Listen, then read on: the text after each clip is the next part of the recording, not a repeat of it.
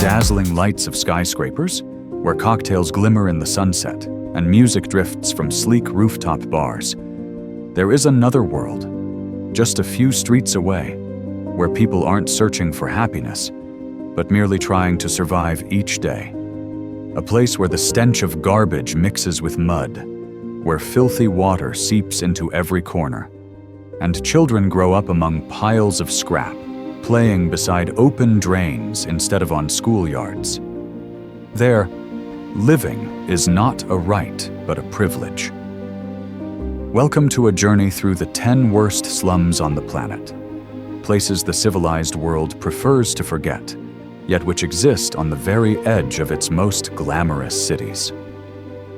In Nairobi, just minutes by car from the Silicon Savannah tech hub, hundreds of thousands squeeze into shacks of rusted iron and rotting wood. In Mumbai, amid the frantic pulse of billionaires, there are neighborhoods where every square meter shelters dozens of people, where there's no air to breathe and no space to dream. In Rio de Janeiro, a 5-minute walk takes you across the line between rooftop pools and open sewage, between champagne and blood. These are lands of extreme contrast, where light and shadow share the same frame. But don't look away yet, because what you're about to see is not only poverty, but also a story of resilience and of the fragile faith that still flickers in the dark. Every rust-streaked roof, every barefoot child on the sodden ground holds a haunting question. How has humanity, with all its progress, allowed places like this to endure? In the end, who is this world built for? For those on the upper floors? Or for those living at the bottom? In this journey, we will enter areas no tourist map has ever mentioned. From Kibera in Africa and Dharavi in India to Cité Soleil in Haiti, lands where people have built entire cities out of ash, dirty water, and sheer determination. Look closely, because behind the haze of dust, behind makeshift walls and despair, something is still living, still breathing, still fighting to be seen. This is not just travel. It is a passage to the limits of our humanity, where we must ask ourselves, who is being developed and who is being left behind? Number 1. Kibera, Kenya. In the heart of modern Nairobi, where glass towers gleam like diamonds beneath the sun, and young engineers sit in air-conditioned offices discussing the future of artificial intelligence, there exists another world just across the road. A place where technology stops at the border of poverty, and where people don't talk about the future, but ask a simpler question. Will there be water tomorrow? This is Kibera, the largest slum in Africa, often called the invisible city within the city. No one knows exactly how many people live here. The government says around 250,000. The residents insist it's at least 1 million. Whatever the truth, Kibera is a world of its own, absent from tourist maps, ignored by development plans, and seemingly erased from the country's memory. Here, narrow, muddy alleys barely wide enough for one person cut between houses made of rusted tin, rotting wood, and plastic sheets scavenged from dumps. The air is thick with the smell of garbage, smoke, and sewage, so dense it feels like you're walking through a living nightmare. In that damp maze, barefoot children run and laugh, chasing broken wheels through the mud. One of them is Emmanuel, a 10-year-old boy we met carrying an empty jerry can, searching for water. He told us he wakes up at 4 a.m. to queue at a public pump, one that can stop working at any moment. When asked about his dream, he said softly, "I want a water tap in my house and a pair of shoes." His answer silenced the entire film crew. In a city where people buy new phones every year, there are still those who have never had a light bulb in their homes. In Nairobi, just a few kilometers away, you can hail a ride on an app, order food online, or trade cryptocurrency, But in Kibera, money can't buy clean water, and hunger can't be solved by 5G. The houses here are the size of storage sheds, often sheltering 10 people. There are no private toilets. Hundreds of families share a single plastic bucket. At night, darkness swallows everything. No electricity, no street lights, only the faint glow of charcoal fires and the sigh of wind through corrugated roofs, like the breath of a forgotten city. Yet, in that darkness, Kibera lives. It survives through shared bowls of rice, through acts of kindness between neighbors who have nothing left to give but compassion. Women run tiny food stalls from their shacks, selling chapati to friends next door. Children teach each other to read by candlelight. Communities organize their own garbage collection, build makeshift classrooms, and dig trenches to divert rainwater. No one helps them, so they help themselves. That's how they endure. Kibera is the paradox of our time. A nation hailed as the Silicon Valley of Africa still has millions without electricity or water, an economy growing faster than most in the region, yet forgetting the majority of its own people. Stand on the hill and look down at Kibera. You'll see thousands of rusted roofs stacked like waves, a metallic ocean that never rests. Beautiful from afar. But step inside, and you'll find that every roof hides a story of resilience. Like Emmanuel's, like the mothers cooking over damp firewood, like the men who labor all day for a few shillings to keep hope alive. The question isn't, why are they so poor, but how can a city so advanced forget so many of its own? Kibera is more than a slum. It is a mirror reflecting the true cost of uneven progress, where the wealthy live in the clouds and the poor are buried in the mud. And yet, among the trash and despair, one thing refuses to die: the will to live. Perhaps that is why, even in its misery, Kibera deserves to be seen. Number 2. Dharavi, India. In the heart of Mumbai, where skyscrapers rise as symbols of the new India, where crowds surge through train stations and tech billboards flood every street, there exists another world running parallel. A world with no neon lights, no elevators, no air conditioning, yet powered by millions of people whose sweat and sewing machines create their own rhythm of life. This is Dharavi, Asia's most famous slum, often called the hidden economic engine of India. It spans barely over 2 square kilometers, yet shelters nearly 1 million people. The population density here is more than 10 times that of New York City. It sounds impossible, but in Dharavi, impossibility is just another daily routine. Through narrow alleys so tight that 2 people must turn sideways to pass each other, thousands of small workshops operate silently every day. There are no official factories, no engineers with degrees, only hands that transform waste into wealth. Leather, plastic, metal, all reborn under the touch of survival. Dharavi's informal economy is estimated to generate over $1 billion USD a year. A cruel irony, where the dirtiest slum is also the beating economic heart of Mumbai. But most of that money never finds its way back to where it was made. It leaves those calloused hands, travels across the glittering city, and disappears into the stock exchange. In a dim room no larger than 6 square meters, Asha, 22, sits at an old sewing machine. She works from dawn until the city drowns in night, stitching seams, mending clothes, not to buy a new phone, not to chase a dream, but to feed her 2 younger brothers and her aging parents. "I don't need much," she says softly. "I just hope my brothers can leave this place one day." Her voice is gentle, but her eyes are strong. Dharavi may be poor, but it is not weak. Here, people do not wait for miracles. They make them. They recycle, trade, repair, create.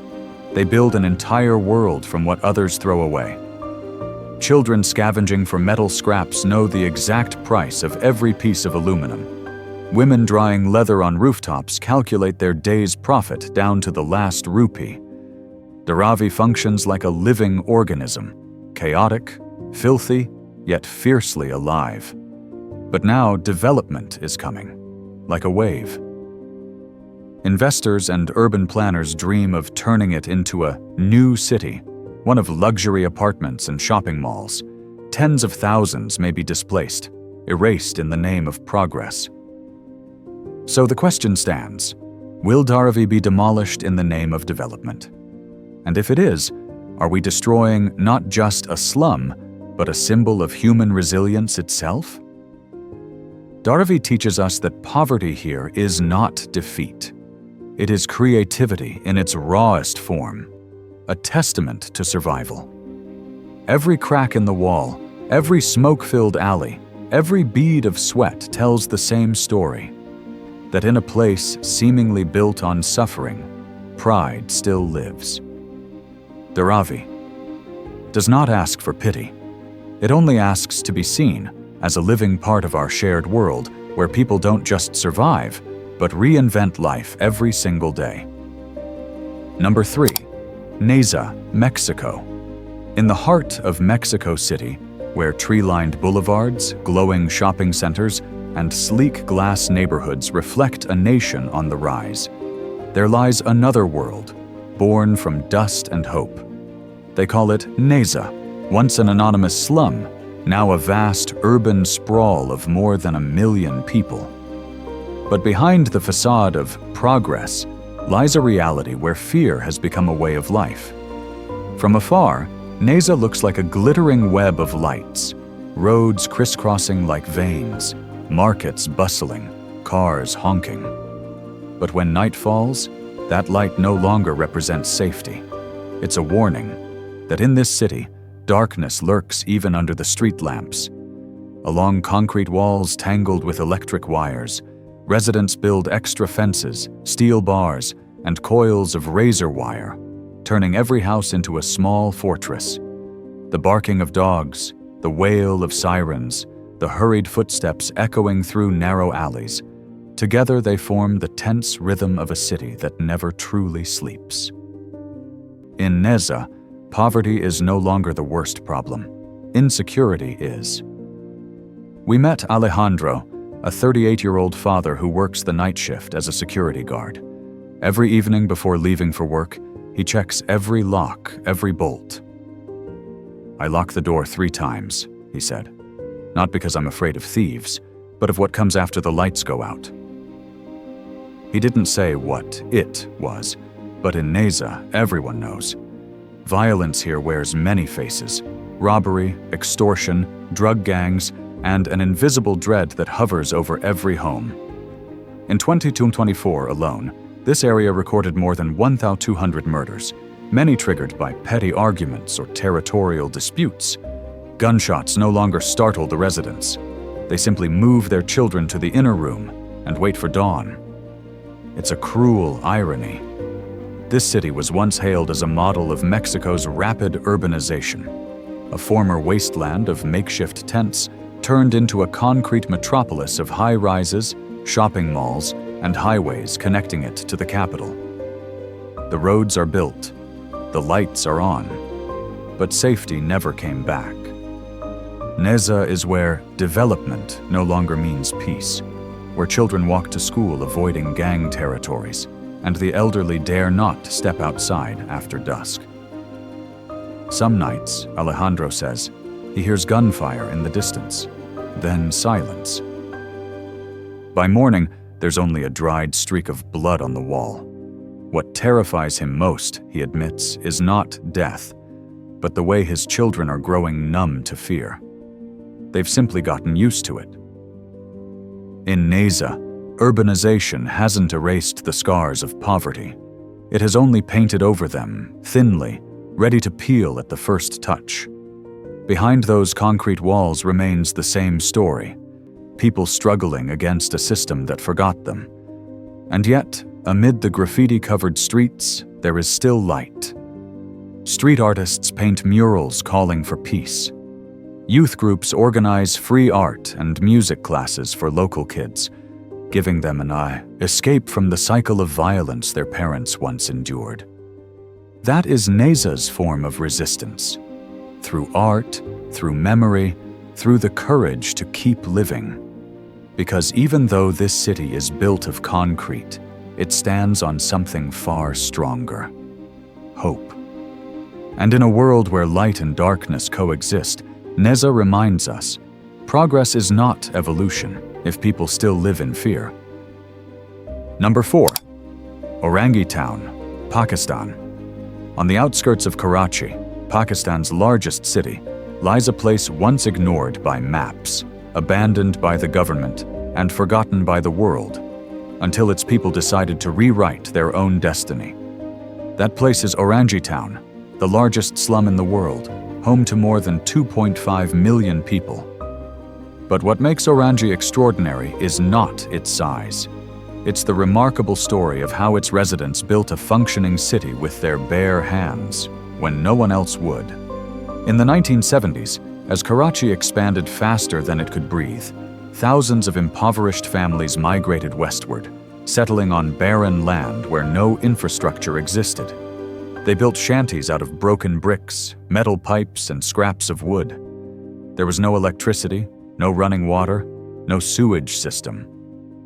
When it rained, the entire area turned into a sea of mud. When it was dry, the stench of garbage and human waste filled the air. The government stayed silent. International aid projects never came. And then, the people of Orangi realized a hard truth. If they waited, they would die. So they began to act. There was no funding, no blueprints, but there was one thing stronger: collective will. Neighbors pooled small savings, hired local laborers, and hand-drew maps of their alleys and drains. At the heart of this effort was a man named Sa, known affectionately as Ustad, the teacher. He wasn't a trained engineer, yet he designed one of the most efficient community-built sewage systems in Asia. "I learned by doing," he said, pointing to a wall covered with hand-sketched pipe networks. "The city forgot us, so we remembered each other." Under Sa's leadership, and through the sweat of thousands of residents, old cement pipes were dug, connected, and buried, forming an underground system that now serves over 90% of the district, all without government help or foreign aid.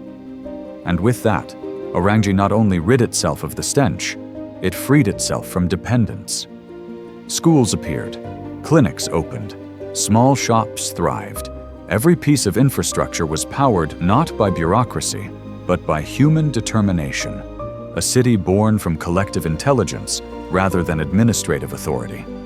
If Kibera stands as a symbol of abandonment, Orangi stands as proof of resistance, of what happens when hope refuses to die. Amid poverty, they chose ingenuity. Amid chaos, they chose action. What they built wasn't just a sewage network. It was a declaration of dignity. We don't need to be saved. We only need to be recognized. Today, Orangi still faces poverty, disease, and violence. But that spirit of self-reliance continues. The younger generation learns trades from their elders, expanding electricity lines, water connections, and community services.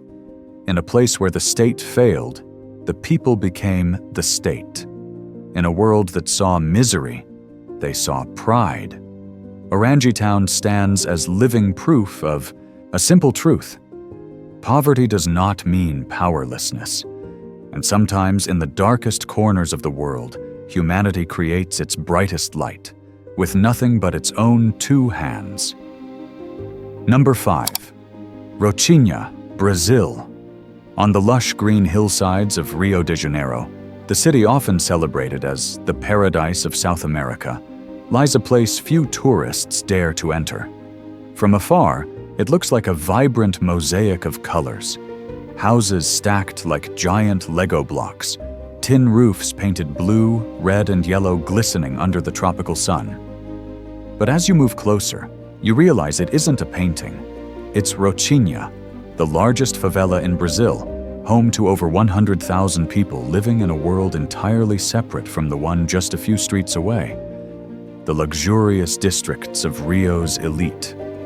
Here, the line between wealth and poverty is so thin it feels absurd.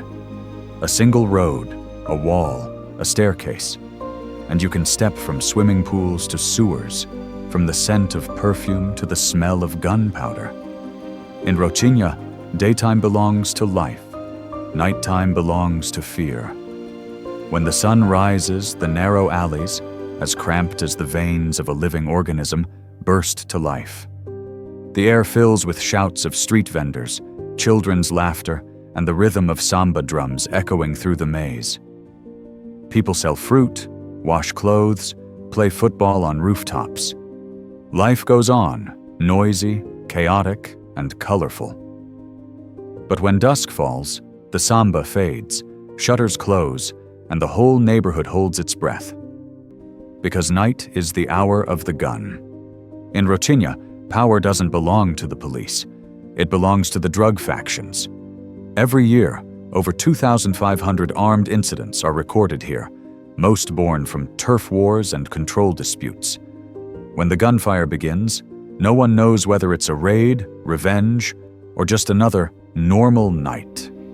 The residents live in what they call conditional silence. They know when to speak, when to hide, when to run, and when to simply turn off the lights. One woman told us, "When you hear the helicopter, don't look up. Run down." That simple advice can mean the difference between life and death. It's hard to believe that just minutes away lies Leblon, a neighborhood of multi-million-dollar mansions, high-end bars, and five-star hotels. There, people dine under candlelight, while across the hill, families light fires to boil rainwater for bathing. Two worlds, so close they can see each other through the window, yet separated by an infinite distance. Rocinha is the most vivid portrait of spatial inequality, where geography doesn't just divide land, but also divides human worth and opportunity. Yet what makes Rocinha unforgettable isn't the poverty or the violence, but the people's refusal to be defined by either. Despite being abandoned, they live, create, and love. Graffiti artists transform concrete walls into murals of hope. Single mothers turn their kitchens into classrooms for neighborhood children. Young people form hip-hop collectives to tell their community's story, in their own voice. They don't ask for pity. As they say, Rocinha doesn't ask for pity. It asks to be seen. Because beneath the dust of poverty, Rocinha still has a soul, vibrant, complex, chaotic, but alive. And perhaps if we look closely enough, we'll see that between these two worlds, the privileged and the forgotten, it is not walls, but people who remain the only bridge still holding them together. Number 6. Khayelitsha, South Africa. Just 30 minutes from the center of Cape Town lies a place where history has not truly passed. A land called Khayelitsha, meaning new home in Xhosa. But for nearly 3 million people living here, that new home was never a place to begin. It was a place to wait. Wait for justice. Wait for equality. Wait for the day when freedom actually means something.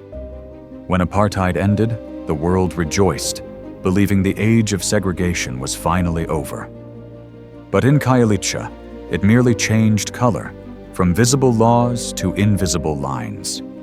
From above, endless silver rooftops stretch to the horizon, packed tightly like a maze of poverty. There is no stable electricity, no clean water, no drainage system. When it rains, mud and sewage flood into homes, carrying trash, disease, and sometimes rats. When the power cuts out, people light candles or burn charcoal, flickering light revealing weary but determined faces. They live in a limited freedom. The right to vote, but not the right to shape their destiny. A woman tells us, "We were promised homes, but 20 years later the promise never came." And yet, amidst hardship and injustice, people still find ways to stand tall. In the heart of the slum, there's a solar-powered barber shop, owned by a young man who transformed discarded solar panels into power for clippers, phone chargers, and hope. He says, "If the government won't give us energy, we'll make our own." Nearby, a group of women gathers every morning, cooking donated food to share with school children who would otherwise go hungry. One of them says softly, "If no one will care for them, then we will be mothers to one another." In Khayelitsha, kindness is the only currency that still holds value. But poverty here isn't just material, it's the lingering legacy of injustice. When apartheid ended, the physical walls were torn down, but the invisible boundaries remained. Your address still determines your destiny. The asphalt roads end where the rich neighborhoods stop, dissolving into mud. Politicians visit during election season and vanish soon after. In a dim classroom lit only by candlelight, a middle-aged teacher tells us, "We were taught that apartheid is over, but if you look around, you'll see, it still whispers, in every broken pipe, in every dark night without power." In Khayelitsha, people aren't asking for pity. They're asking to be seen, to be invested in, to be recognized as real citizens, because freedom without equality is just a dream deferred. And the question that remains, not just for South Africa, but for the whole world, is this: what does freedom truly mean, if not equality? Number 7. Cité Soleil, Haiti. Right in the heart of Port-au-Prince, once the beating heart of Haiti, lies a place the world seems to have chosen not to see. A place called Cité Soleil, meaning City of the Sun. But the sun here has long since gone out. With over 300,000 residents, it is one of the poorest and most dangerous slums in the Western Hemisphere. A city without government, without law, without hope. What remains is ruled not by the state, but by men with guns. Every alley belongs to someone. Every wall has a watchman. You cannot leave your home without someone's permission. There are no police, no schools, no hospitals. The only remnants of a system are a few trucks bearing the UN emblem, carrying rice, water, and medicine, supplies treated like oxygen for an entire district. We arrived on a sweltering afternoon. The air was thick with dust and the stench of burning fuel. Dozens of people stood in line under the blazing sun, waiting for the aid truck to stop. In the middle stood a young mother holding her sleeping child, exhausted from hunger. When asked why she was still waiting, she simply said, "Because if I don't wait, we'll have nothing to eat." That short sentence carries the whole truth of Cité Soleil. Aid is life, but even aid isn't safe. Convoys are hijacked, relief workers threatened, food stolen in daylight. In a society where the state has disappeared, survival has become a game of chance. Every road here leads to despair. Houses made of rusted metal sheets stack upon each other like graves of the present. Rainwater seeps through broken roofs, mixing with sewage that flows along trash-lined paths. Children play beside stray bullets. Their laughter merges with the crack of gunfire echoing from afar. Adults no longer flinch. They simply turn away and keep living. Because in Cité Soleil, fear itself is part of life. The world sees this place as a political wound, but for its people, it is the only home they have left. A man told us quietly, "We don't need pity, we just need peace." In 2024, more than 2,000 people were killed by violence in the Port-au-Prince area, most of them here. But the most terrifying thing isn't the number, it's the silence of the world. No one talks about Haiti anymore. No one asks why. And it serves as a bitter reminder. When the state disappears, people don't vanish, they just endure. Yet even among the ruins, there are small miracles. Children still sing when the aid trucks arrive. Neighbors share their last handful of rice. A father still dreams his child will one day learn to read, even though the nearest school has been closed for years. Cité Soleil is not just Haiti's tragedy. It is a mirror reflecting a painful truth, that when institutions collapse, the innocent always pay the price. But even in this darkest of places, humanity reveals its holiest trait, the will to survive. Number 8. Sadr City, Iraq. Just a few kilometers from the center of Baghdad lies a place where war never truly ended. A place once known as a battlefield, now home to more than 2 million people. Sadr City, the massive slum in eastern Iraq where every wall and every street still bears the scars of the past. From a distance, it looks almost ordinary. Concrete buildings, bustling markets, motorcycles weaving through narrow alleys. But as you move closer, you realize, here, war never left. The bombs have stopped falling, yet what they left behind still lives, breathes, and aches every single day.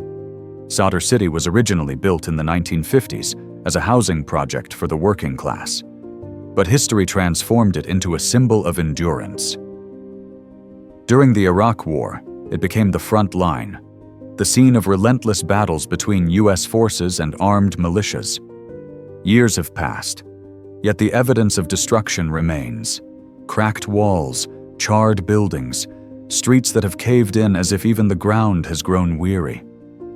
Amid the ruins, we met Mustafa, a 17-year-old boy born after the war was supposed to have ended, or so people thought. He has never seen a bomb explode, yet every day he walks past the burnt-out bus that's been lying there since 2003. I don't remember the war, Mustafa says quietly, but I see it every morning. He dreams of becoming a filmmaker, to tell the story of his home, not as a dead land, but as a place where people keep moving forward. In his voice is a fragile hope, one that the generation before him lost long ago. Because in Sadr City, life after war doesn't begin when the bombs stop falling. It begins when people learn to live with what remains. Many men returned from the battlefield to find no jobs, no future. Children grow up among rubble, where schools are just bare rooms with no desks, and hospitals run out of medicine. Power cuts every night. Clean water comes in plastic jugs that must be bought. And yet, somehow, laughter still echoes through the ruins. People still open markets, still sing, still marry, still give birth. Because here, survival itself is an act of resistance. Mustafa says that if he ever makes his first film, he'll call it The City That Never Healed. Perhaps that title could belong to many places around the world, places where wars have officially ended, but still live on in the hearts of those left behind. Sadr City doesn't ask for pity. It asks for understanding, a reminder that after every war, another war begins. Silent, enduring, and far more difficult, the war to remain human. Number 9. Tondo, Philippines. Right in the heart of Manila, where glass skyscrapers gleam like blinding mirrors, where luxury cars glide down spotless highways and shopping malls glow deep into the night, there exists another world, just a few streets away, yet separated by a lifetime. That world is Tondo, the most notorious slum in the Philippines, home to over 600,000 people crowded among garbage, poverty, and violence. Here, life isn't measured by time, but by how many times a person survives hunger in a single day. The poverty of Tondo doesn't scream. It seeps quietly into every corner, every rusted roof, every dark canal that reeks of decay. Children play among the trash, chasing floating plastic bottles down polluted waters, their bare hands digging through waste in search of something, anything that might be sold. For them, joy sometimes comes in the form of a broken toy that still has its wheels intact. Adults leave at dawn and return after dark, working in makeshift factories or scavenging through Manila's port for recyclable scraps. Here, trash isn't waste. It's work, it's income. It's the fragile hope that keeps people breathing. And yet, amid all the hardship, there is something extraordinary about Tondo. Faith in humanity hasn't died. The people here call it Bayanihan, the spirit of community, of helping one another to survive. When a house burns down, dozens show up to rebuild it. When a child falls ill, the neighborhood gathers money for medicine. When floods rise, people form human chains, passing rice sacks hand to hand so no one is left behind. In a world where others fight for the last piece of bread, Tondo proves one thing. Even in the mud, compassion can still take root. One morning, we met a group of children laughing as they pulled a cart full of plastic bottles. When asked why they were so happy while working, a boy named Arnel smiled and said, "Because today, we earned enough to buy rice for my whole family." A simple answer, yet it reveals so much. While much of the world forgets the meaning of happiness, here they find it in the smallest things. Tondo was once the symbol of crime and despair, but today it's slowly becoming a symbol of rebirth. Charity groups run free classes inside old homes. Street artists paint murals on moldy walls, turning decay into art and hope. And amid the roar of motorbikes, the laughter of children still rings out, soft, fragile, but unbreakable, a sound no amount of poverty can silence. Tondo teaches a lesson the modern world seems to have forgotten. Hope doesn't need conditions to exist. It doesn't need sunlight. It doesn't need fertile ground. It only needs a heart that hasn't given up. Hope grows quietly, stubbornly, like a seed breaking through the concrete of life.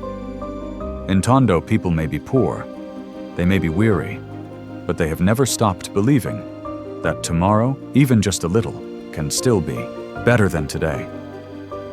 As the sun sets over the rusted rooftops of Kibera, as the gunfire quiets for a moment in Rocinha, and as the children of Tondo rest their heads on piles of trash to sleep, the modern world still glows bright with light. But between these two worlds, of light and darkness, of luxury and poverty, lies a line so thin, it's terrifying. We've just walked through 10 places where people don't simply live, they survive. Through resilience, courage, and an unbreakable faith in life itself. From Kibera in Africa, where clean water is a luxury, to Dharavi, the self-sustaining economic engine built from scraps. From Rocinha, where the rhythm of samba meets the sound of gunfire, to Cité Soleil, where a mother holds her child, waiting in silence for an aid truck that may never come. Each place is a fragment of the same truth. The world is not equally shared. Some are born under the glow of glass towers, others in the shadow of open sewers. Yet both live under the same sky. In these slums, there is no clean water, but there is laughter. No electricity, but there is hope. No schools, but there are children who dream of becoming doctors, engineers, filmmakers, or simply people who are seen. Because poverty cannot kill aspiration. It only tests how strong that aspiration is. What makes these places unforgettable is not their misery, but the light in the eyes of those who refuse to bow down, a fragile light, yet so painfully real. The world is advancing faster than ever. But one question remains. Who gets the towers, and who gets the gutters? We often look at slums as humanity's scars. But look closer, and they become mirrors reflecting ourselves. The way society decides who matters and who is forgotten. The real voyage of discovery consists not in seeking new landscapes, but in having new eyes. Marcel Proust. The true journey isn't about finding new lands, it's about learning to see the world with new eyes. These places do not ask for pity, They ask to be seen. They deserve to be remembered. Because some places deserve more than silence. They deserve to be seen. If you believe there are still stories worth telling, corners of the world worth illuminating, then stay with us. Every view, every share, every subscription is more than a click. It's a promise that we will not stay silent before injustice, and that light will reach even the darkest corners of the earth. This is Fascinating Discoveries, where we don't just travel to see, but to understand. And once you understand, you will never see the world the same way again.